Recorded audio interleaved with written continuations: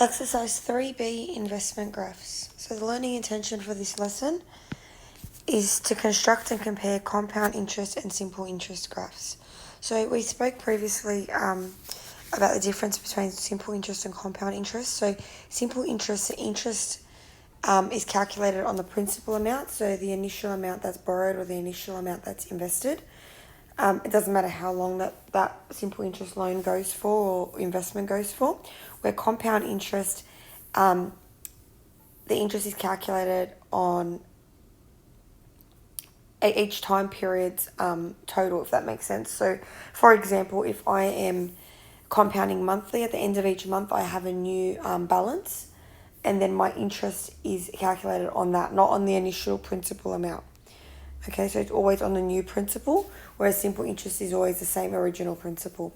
Now, as a result of that, if we were to graph the interest earned with simple interest or paid versus compound interest, a simple interest graph would be a straight line graph, and a compound interest graph would be an exponential curve. Okay, so what that looks like is down here, the aqua blue one. Simple interest straight line, okay, goes up by the same amount every single time period, where compound interest goes up more and more the more time periods you invest for, okay? And this step graph over here, or this diagram, also shows it. So the simple interest, it goes up by the exact same step every single time, whereas the purple one, which is a compound, the step gets steeper and steeper, okay, because you're earning more and more. The more times you compound, the more time periods you compound by.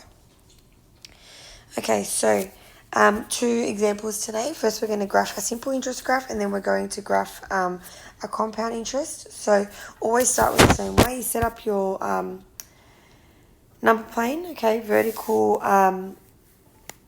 axis is always your interest, and the number of terms is always the horizontal. And then you plot them based on what you get out of a table of values, and obviously join the dots.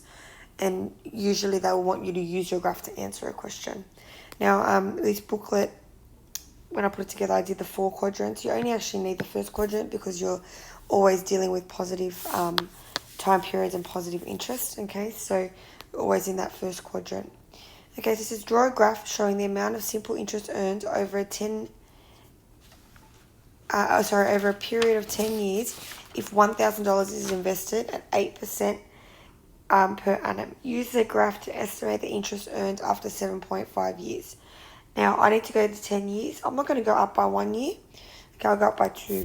So my table of values will have the number of terms along the top and the interest earned along the bottom.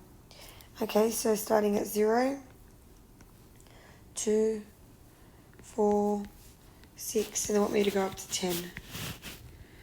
Okay, now my formula will look like I equals PRN as usual. Now my principal amount is 1,000.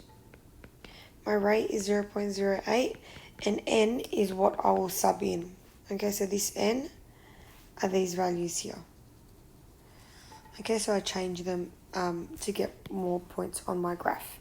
Okay, so if I sub in 0, I will get $0, 160, 320, 480.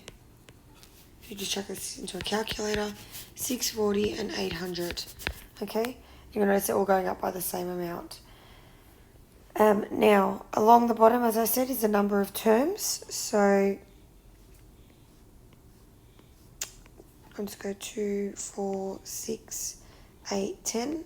You don't want to write every single gap because it just makes your graph look very busy as well. And looking at my figures for interest, I might go up by 200. Now remember, when you calculate simple interest, the formula gives you the interest. It doesn't give you interest plus principal, which is what compound interest does. So they are a little bit different. So it's something that you need to be aware of. Okay, so now let's plot those points. So 0, 0. I'm at 2, I'm at 160, so that's 150, so I'm going to say about there. 4 is 320, so that's just above there. 6 is 480, so just under there.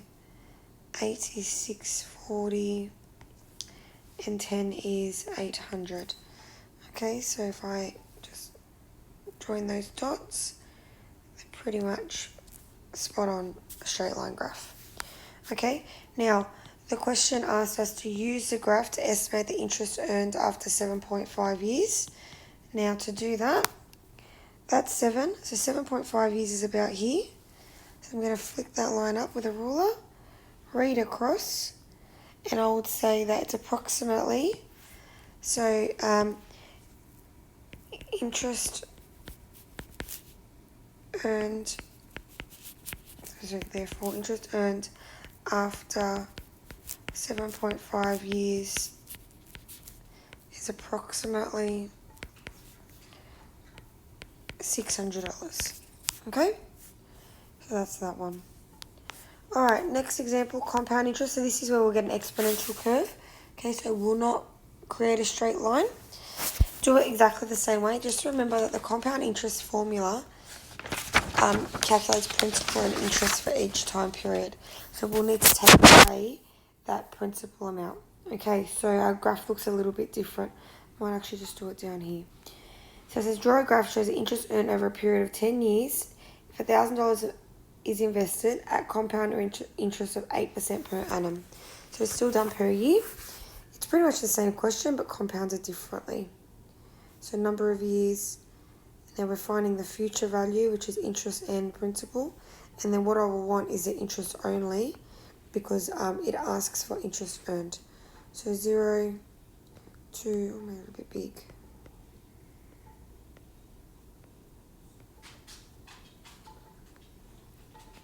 Okay, if I sub those values in, or I need my formula actually. Future value equals present value bracket 1 plus r to the power of n. Present value is 1,000. 1 plus my interest rate is 0.08. And the number of terms is that power. So subbing in all these n's. So that n value, this relates to this n here. Okay? Now if I put that into a calculator and keep changing the value for n, I will get 1,000, 1,166, 360, 1587, 1851, and 2159. Now to get the interest only, I'm going to subtract 1,000, so subtract the principal. So 0, 166, 360, 587, 851, and 1,159. Okay, now graphing that. So 2, 4, 6. Make sure you're always using a ruler when you do a graph. I'm going to go up, looking at those values, I'm going to go up by 200s again.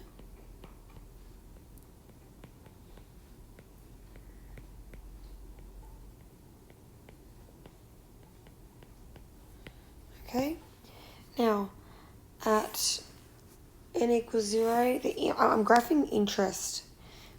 Okay, so I'm graphing this here. That's not very good. Okay, that column there. So 0, at 2 it's 166. At 4 it's 360. 6 is 587. At 8 is 850. And at 10 is 1,159. So just over there. So what it does is it creates a bit of a curve. Okay? And then the interest earned after 7.5 years. You're going to pull it up here and go across. And we're going to say, therefore, interest at 7.5 years is approximately $780. Now make sure you label your axes as well. I didn't do that for either graph. So this is a number of terms. This is interest. Same as up here, this is interest. This is number of terms. Okay. Hold on. Now, when you are using your graph to estimate, of course, you can just sub values into the equation, but the question didn't ask you to do that. You need to read your values off your graph, and there's always a bit of a leeway, so it doesn't have to be exact to the dollar.